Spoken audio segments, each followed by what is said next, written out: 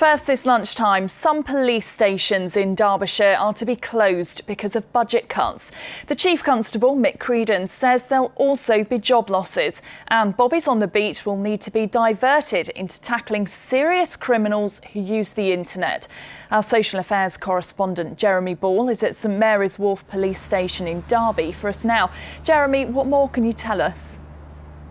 Well, Sarah, this is all about preparing people really for some big changes to policing here in Derbyshire, a response to what the Chief's calling unprecedented cuts that he says could start to affect the level of service.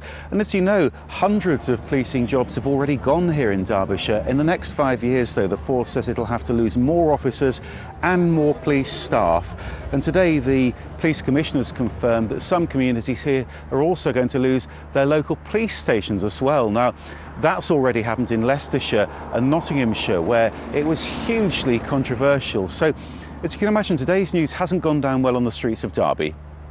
I think the situation's pretty bad as it is with the policing. I know a friend of mine got burgled not so long ago. It took him like 3-4 days to come out. So, less police can only get worse, isn't it? I'm with the Residents Association. We had 2 police officers at a meeting last night, and they were talking about the closures and everything, and the cut back in patrol officers and everything else. You want more police and mine less? See that they would have to have some other measure in place that's going to make amends for that. So, Jeremy, how are things likely to change? Well, first of all, we're being told that officers are going to be using more mobile technology so they can work more flexibly where they're needed. But the Chief Constable says that's not about putting more bobbies on the beat. In fact, today he's warning people to expect that officers might actually start to become less visible because of the way that serious crime's changing. Officers are having to spend more time investigating criminals who use the internet.